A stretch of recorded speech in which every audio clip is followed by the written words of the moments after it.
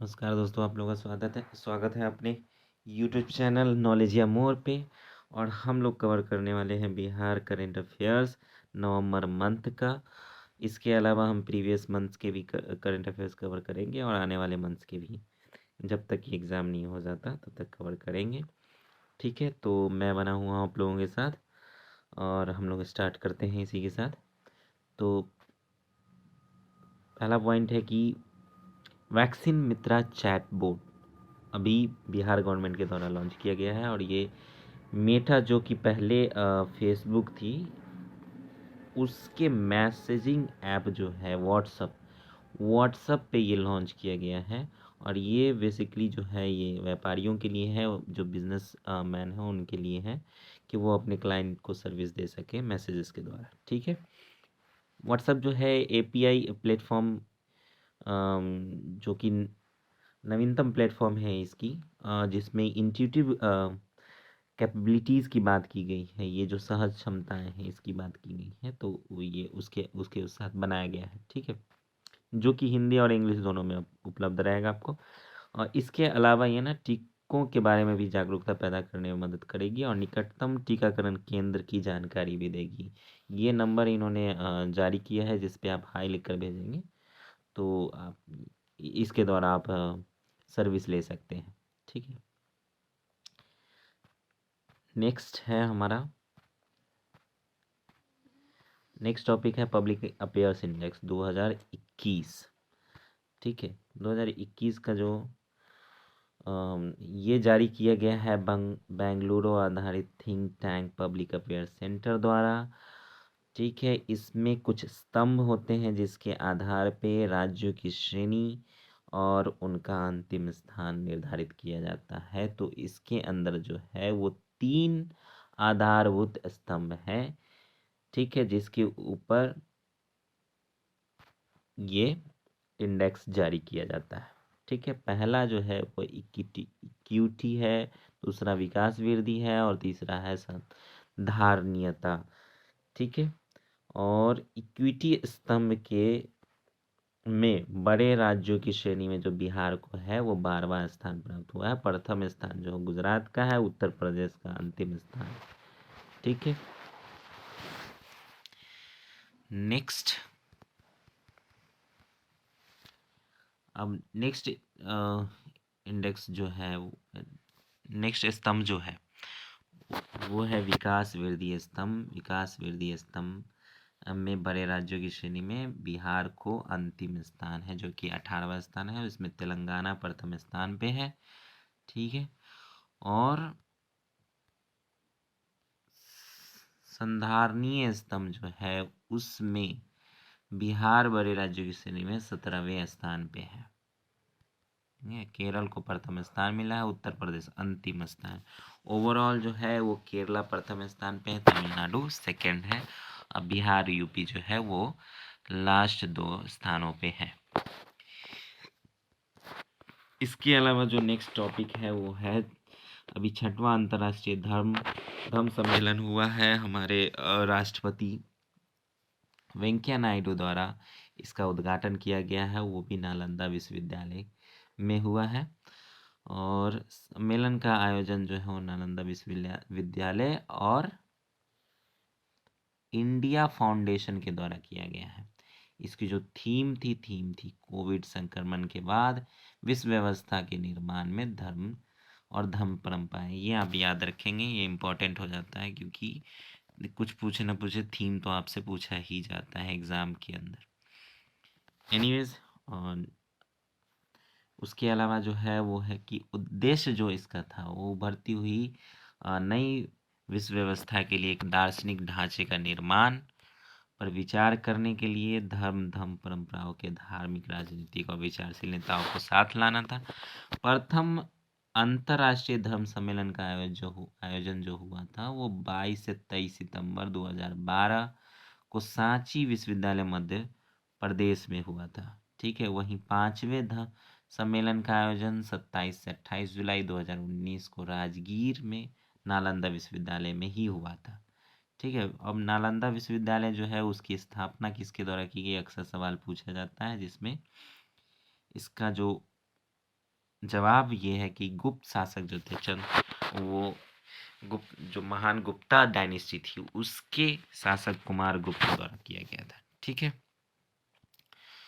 Next topic है बिहार की 8 हस्तियों को मिला है पद्म पुरस्कार। ये पद्म पुरस्कार जो है वो 2020 की बात हो रही है, 2020 में जो मिला था। अभी लेकिन कोविड कारणों से, जो कोविड-19 का भी पैंडेमिक है उसके कारणों से ये 2021 में ही वितरित किया गया है। ठीक है, तो रामनाथ कोविंद जो हमारे राष्ट्रपति, उनके द्वारा बिहार के 8 हस्तियों को 2020 के लिए घोषित पद्म पुरस्कार प्रदान किया गया, जिसमें 2020 के लिए बिहार की एक शख्सियत को पद्म, एक को मिला है पद्म विभूषण और 7 लोगों को मिला है पद्मश्री पुरस्कार। ठीक है, पूर्व रक्षा मंत्री जॉर्ज फर्नांडिस को मरणोपरांत पद्म विभूषण पुरस्कार दिया गया है। ठीक है,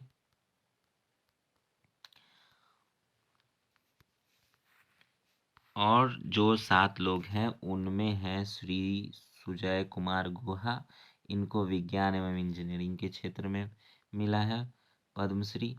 और श्री विमल कुमार जैन, सामाजिक कार्यकर्ता, इनको सामाजिक कार्य के लिए मिला है। श्रीमती शांति जैन, कला के क्षेत्र में। श्री शांति रॉय, चिकित्सा के क्षेत्र में। श्री श्याम सुंदर शर्मा, कला के क्षेत्र में। और श्री राम जी सिंह, सामाजिक कार्य के क्षेत्र में। श्री विशिष्ट नारायण सिंह, इनको मरणोपरांत विज्ञान एवं इंजीनियरिंग के क्षेत्र में महान साइंटिस्ट थे हमारे बिहार। ठीक है,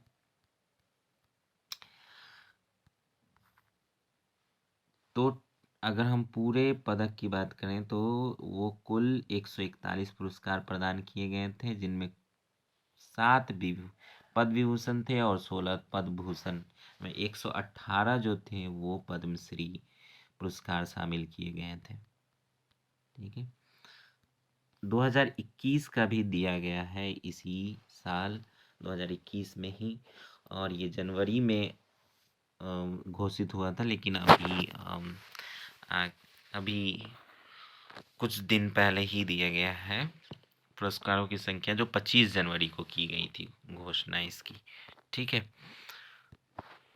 तो इसमें हमारे बिहार से थे श्री राम विलास पासवान, उन जिनको मरणोपरांत सार्वजनिक मामलों में उनके कार्यों के लिए दिया गया है पद्म भूषण से सम्मानित किया गया। ये याद रखेंगे आप कि पद्म भूषण से सम्मानित किया गया है। ठीक है, ये सवाल आ सकता है आगामी परीक्षा में। ठीक है, 4 हस्तियों को पद्मश्री पुरस्कार दिया गया है, इनके नाम आप याद रखेंगे, जिसमें है श्रीमती दुलारी देवी, कला के क्षेत्र में। श्री रामचंद्र मांझी, कला के क्षेत्र में। डॉक्टर दिलीप कुमार सिंह, चिकित्सा के क्षेत्र में। श्रीमती मृदुला सिन्हा, मरणोपरांत इनको मिला है साहित्य एवं शिक्षा के क्षेत्र में। कुल 119 हस्तियों को पद्म पुरस्कार से सम्मानित किया गया, जिसमें पद्म भूषण 7 है, पद्म भूषण 10 है और पद्मश्री 102 है। ये पुरस्कारों की मैंने आपको बताया कि घोषणा जो है वो 25 जनवरी को की गई थी 2021 में ही। ठीक है, नेक्स्ट टॉपिक है हमारा मौलाना अबुल कलाम आज़ाद शिक्षा पुरस्कार 2021। ठीक है, ये मिला है डॉक्टर शंकर नाथ झा। शिक्षा का सर्वश्रेष्ठ पुरस्कार होता है बिहार के अंदर, मौलाना अबुल कलाम आज़ाद शिक्षा पुरस्कार 2021 इनको मिला है। ये जमुई के हैं और जमुई में 56 केंद्र चला रहे हैं, जिसमें 5,500 मुसहर बच्चे लाभान्वित हुए हैं, जिनमें से कुछ को नौकरी मिली है, कुछ ने अच्छी शिक्षा प्राप्त की है। ठीक है, वर्ष 1981 से लेकर 2019 तक ये राज्य सरकार में चिकित्सा पदाधिकारी पद पर थे, लेकिन स्वैच्छिक सेवानिवृत्ति मिलने के बाद उन्होंने मुसहर समाज के बच्चों के लिए काम करना शुरू किया। तो एक तरह से समाज सेवी हैं। बाकी ये याद रखेंगे, ये फैक्ट्स, ये आपके आगामी एग्जाम्स में आ सकते हैं। चलिए, नेक्स्ट हमारा टॉपिक है Skoch governance gold award. Virtual रूप से आयोजित 75वें स्कॉच सम्मेलन में 75वें, ये याद रखिएगा कि ये 75th था। बिहार को Skoch governance gold Skoch governance gold award प्राप्त हुआ है। ठीक है। ग्रामीण कार्य विभाग के अधीन, ये याद रखिए, ग्रामीण कार्य विभाग के अधीन मुख्यमंत्री ग्राम संपर्क योजना को रजत पुरस्कार मिला है। ठीक है। बिहार को यह अवार्ड लोक सेवाओं की ऑनलाइन प्रदायगी और ई गवर्नेंस को बढ़ावा देने के लिए प्रदान किया गया है। बिहार ई लोक सेवा के रूप में अपनाए गए नवाचार की अनूठी पहल का कार्यान्वयन के लिए बिहार प्रशासनिक सुधार मिशन को भी यह अवार्ड दिया गया है। ठीक है। नागरिकों को नियत समय में लोक सेवाएं उपलब्ध कराने के उद्देश्य से 15 अगस्त 2011 को बिहार लोक सेवाओं का अधिकार अधिनियम लागू किया गया था। तो ये सवाल बन सकता है कि 2011 कब लोक सेवाओं के लिए अधिकार अधिनियम लागू किया गया था। तो ये 15 अगस्त 2011 को लागू किया गया था। ठीक है। स्कॉच अवार्ड डिजिटल वित्तीय और सामाजिक समावेशन के सर्वोत्तम प्रयासों के लिए स्कॉच ग्रुप के द्वारा प्रदान किया गया जाता है। किस किस चीज़ों के लिए? सामाजिक समावेशन, सर्वोत्तम प्रयासों के लिए। ठीक है। ये डिजिटल वित्तीय के लिए। ठीक है। चलिए नेक्स्ट टॉपिक है हमारा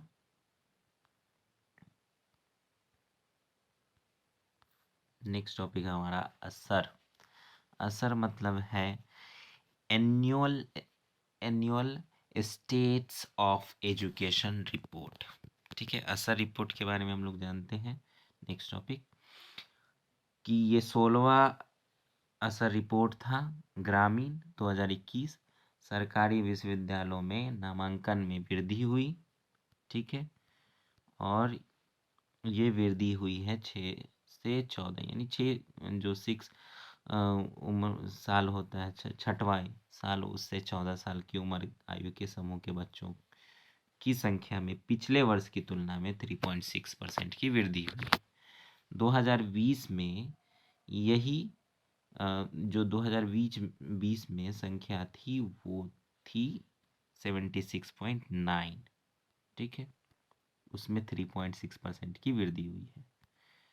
सरकारी स्कूलों में अभी जो 78.2% लड़के जो इस एज ग्रुप के हैं और 82.9% लड़कियां हैं जो नामांकित हैं, मुझे मतलब जिनका नाम उसमें दर्ज है, जो वहाँ पढ़ते हैं। ठीक है। राष्ट्रीय स्तर पे जो है वो 69.7% लड़के और 73% यानी 73% लड़कियां अभी नामांकित हैं। ठीक है। वहीं बात करते हैं स्मार्टफोन की उपलब्धता के बारे में। तो यद्यपि बिहार अभी भी निचले पायदान पे है, 97.5% स्मार्टफोन उपलब्धता के साथ केरल जहां प्रथम स्थान पे है, वहीं राष्ट्रीय औसत में 67.6% ही स्मार्टफोन की उपलब्धता है। ठीक है।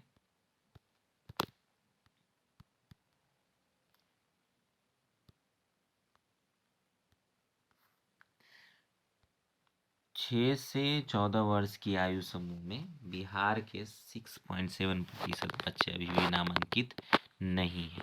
ठीक है। जिनमें 7.1% लड़के हैं और 4.7% लड़कियां शामिल हैं। वहीं राष्ट्रीय स्तर पर 6.6% अभी भी नामांकित नहीं है स्कूलों में। ठीक है। शिक्षा की वार्षिक रिपोर्ट जो है असर, वो एनजीओ प्रथम द्वारा जारी की जाती है। किसके द्वारा जारी की जाती है? एनजीओ। ठीक है। ये चीज आप ध्यान में रखेंगे।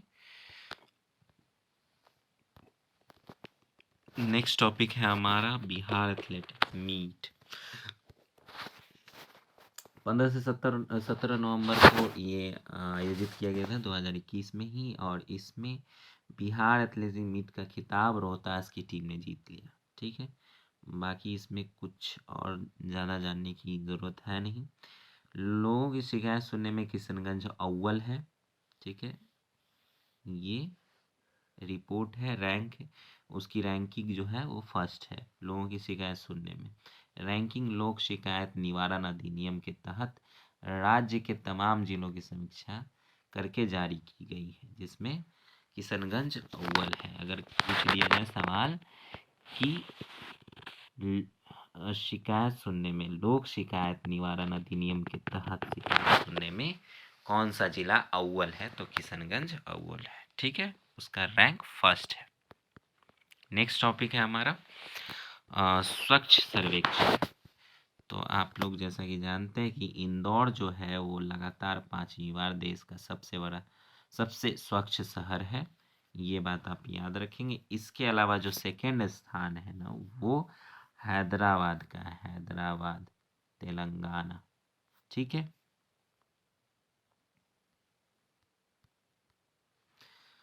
चलिए। आवास एवं शहरी कार्य मंत्रालय द्वारा ये जारी किया जाता है, भारत सरकार के द्वारा जारी किया गया है ये सर्वेक्षण। राज्यों की रैंकिंग में बिहार को 17वां रैंक प्राप्त हुआ है। ठीक है, इस रैंकिंग में बिहार और नागालैंड जो है संयुक्त रूप से 17वें रैंक पे हैं। पिछले वर्ष जो है वो 24वां स्थान था बिहार का। राज्यों की रैंकिंग में छत्तीसगढ़ को प्रथम और पश्चिम बंगाल को अंतिम यानी 28वां रैंक है। ठीक है, चलिए आगे बढ़ते हैं। नेक्स्ट टॉपिक पटना को हमारा 44वां स्थान प्राप्त हुआ। पिछले साल जो है वो 47वां था। किस में? स्वच्छ शहर में। ठीक है, ये आप याद रखेंगे। स्वच्छ शहर की रैंकिंग में जो है पटना को 44वां स्थान था, 44वां स्थान इस साल मिला है और पिछले साल 47वां स्थान मिला था। ठीक है, चलिए नेक्स्ट टॉपिक पे बढ़ते हैं। बिहार को मिला है नया एक्सप्रेस वे। नया एक्सप्रेस वे केंद्र सरकार द्वारा जारी की अभी प्रस्तावित है, जो गोरखपुर से सिलीगुड़ी तक चलेगी, जिसमें सहमति हो गई है और जिसका अधिकतर हिस्सा जो है वो बिहार, उत्तरी बिहार के जिलों से होकर गुजरेगा। ठीक है, उत्तरी बिहार के जिलों का आप नाम याद रखेंगे, क्योंकि यहाँ से जिलों का नाम आपसे पूछा जा सकता है। ठीक है, तो जिलों का नाम है, वो है गोपालगंज, सिवान, सारण, मुजफ्फरपुर, सीतामढ़ी, मधुबनी, सुपौल, सहरसा, पूर्णिया, किशनगंज जिलों से होकर गुजरेगा। बिहार में इसकी कुल लंबाई जो होगी वो 416 किलोमीटर होगी। ये जो संपूर्ण हिस्सा होगा वो ग्रीन फील्ड होगा। ग्रीन फील्ड मतलब आप समझते ही हैं। ठीक है, बिहार, बंगाल एवं उत्तर प्रदेश के बीच व्यापारिक गतिविधियों को बढ़ावा देने के लिए भी ये एक्सप्रेस बनाया गया है। ठीक है, बाकी आप देख लेंगे इसके बारे में डिटेल अगर आप पढ़ना चाहें तो। बाकी आप जिलों का नाम याद रखेंगे, क्योंकि यहाँ से क्वेश्चन जरूर पूछा जा सकता है। ठीक है, नेक्स्ट टॉपिक को बढ़ते हैं। राष्ट्रीय पारिवारिक स्वास्थ्य सर्वेक्षण यानी कि NFHS 5। बिहार में लिंग अनुपात में उल्लेखनीय सुधार हुआ है। केंद्रीय स्वास्थ्य एवं परिवार कल्याण मंत्रालय द्वारा जारी किया गया है। परिवार सर्वेक्षण 5 के अनुसार बिहार में लिंग अनुपात में उल्लेखनीय सुधार हुआ है। 2015-16 के सर्वेक्षण यानी NHFS 4 के तहत 1062 से अब 1090 हो गया है लिंग अनुपात। शहरी क्षेत्रों में लिंग अनुपात जहाँ 982 है, वहीं ग्रामीण क्षेत्रों में 1111 पे पहुंच गया है। ठीक है, 15 से 49 वर्ग आयु की महिलाओं में साक्षरता दर जो है वो 55% अभी भी चिंता का विषय है बिहार के अंदर। शिशु मृत्यु दर जो है वो पिछले सर्वेक्षण में 48.1% से घटकर इस बार 46.8 प्रति हजार हो गया है। ठीक है, परिवार नियोजन में सुधार हुआ है इस बार, और पिछली बार जो 24.1% से इस बार 55.8% हो गया है। ठीक है, प्रजनन दर में भी सुधार हुआ है इस बार, और प्रजनन दर जो पिछली बार 3.4 था उससे घटकर इस बार 3 हो गया है। ठीक है। इनीमिया जो है महिलाओं में वो 60, इसमें बढ़ोतरी हो गई है कि इनीमिया के केसेस बढ़ गए हैं महिलाओं में, अभी 63.5% हो गया, पहले जो कि 60.3% था। ठीक है। चलिए नेक्स्ट टॉपिक की ओर बढ़ते हैं। SDG यानी सस्टेनेबल डेवलपमेंट गोल शहरी सूचकांक जारी कर दिया गया है, जिसमें पटना का खराब प्रदर्शन है, नीति आयोग द्वारा जारी किया जाता है। ठीक है। पटना को 56 शहरों में 52वां स्थान प्राप्त हुआ है। पटना को परफॉर्मर श्रेणी में रखा गया है, जो कि 50 से 64 के बीच होता है। ठीक है। नीति आयोग द्वारा ये पहली बार किया गया है, ये पहली बार इस प्रकार का सतत विकास लक्ष्य के अंतर्गत शहरी इंडेक्स जारी किया गया है, जिसमें शिमला को प्रथम स्थान है। संयुक्त राष्ट्र संघ द्वारा सतत विकास को सुनिश्चित करने के लिए 17 SDG यानी कि सस्टेनेबल डेवलपमेंट गोल लक्ष्य निर्धारित किए गए हैं। SDG के उद्देश्यों को पूरा करने के लिए देश तथा राज्य प्रतिबद्ध है। ठीक है। चलिए नेक्स्ट टॉपिक की ओर बढ़ते हैं। नेक्स्ट टॉपिक है हमारा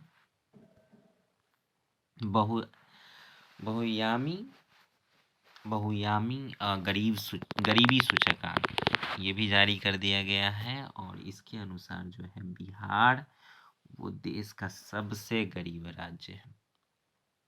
दुखद है ये।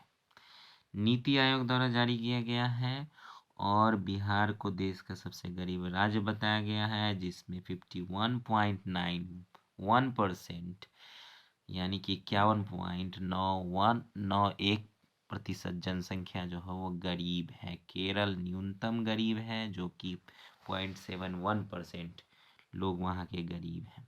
बिहार में 51.88% जनसंख्या जो है देश में सर्वाधिक कुपोषण का शिकार है। सबसे कुपोषित अगर कोई राज्य है तो वो हमारा बिहार है। ठीक है। वहीं सिक्किम जो है देश का सबसे कम कुपोषित राज्य है। अंतिम आंकड़ों के अनुसार बिहार की मात्र 3.7% जनसंख्या ही बिजली तक पहुंच थी। ठीक है। इससे पहले थी, अब जो है पहुंच से दूर है, पहुंच से दूर है इतना प्रतिशत, और अब जो है पहले जो थी वो 38.86 थी, 38.86 थी परसेंट थी। ठीक है।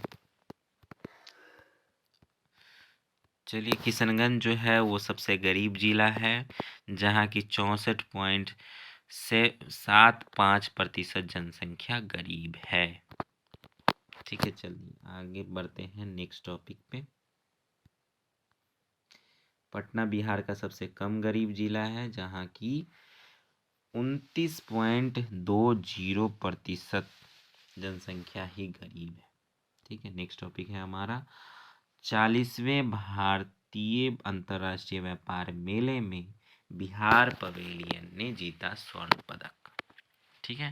भारतीय अंतर्राष्ट्रीय व्यापार मेले में जो है समापन अवसर पे 24 राज्यों की प्रदर्शनी के बीच बिहार राज्य के पवेलियन ने स्वर्ण पदक जीता। इसके साथ ही पार्टनर स्टेट के तौर पर भी बिहार को स्वर्ण पदक मिला।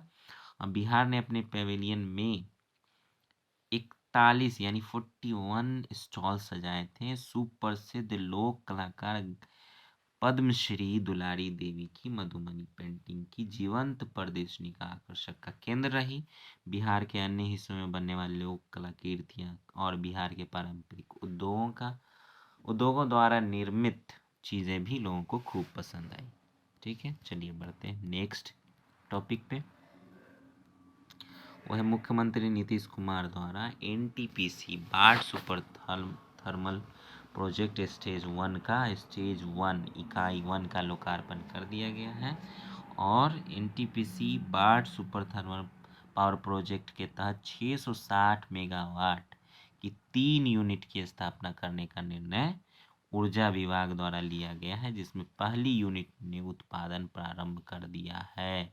ये चीज़ आप याद रखेंगे। ये स्टेज फर्स्ट की इकाई फर्स्ट का लोकार्पण किया है। ठीक है, एनटीपीसी सुपर बाढ़ सुपर थर्मल पावर के द्वारा। ठीक है, वहीं मुख्यमंत्री ने कहा कि दूसरी यूनिट से उत्पादन वर्ष 2022 तक। कब होगा? दूसरी यूनिट से 2022 तक। तीसरी यूनिट से 2023 तक प्रारंभ कर दिया जाएगा। ठीक है, चलिए, तो ये था नवंबर मंथ का current affairs, Bihar current affairs, जो कि आपके आने वाले एग्ज़ाम्स के लिए बहुत ही उपयोगी साबित होगा। इसी तरह इसी सीरीज में आगे हम लोग अक्टूबर मंथ का भी और दिसंबर मंथ का भी, और उसके अलावा सारे जो पीछे मंथ्स हैं, सितंबर, अगस्त, उन सब का भी हम करेंट अफेयर्स यहाँ पे डिस्कस करेंगे। ठीक है, और आप लोग इसी तरह साथ बनाए रखिए और चैनल को सब्सक्राइब कीजिए, आगे आपको नोटिफिकेशन मिलता रहे इसलिए, और लाइक कीजिए और अपने दोस्तों के साथ शेयर कीजिए। ठीक है, बहुत बहुत धन्यवाद।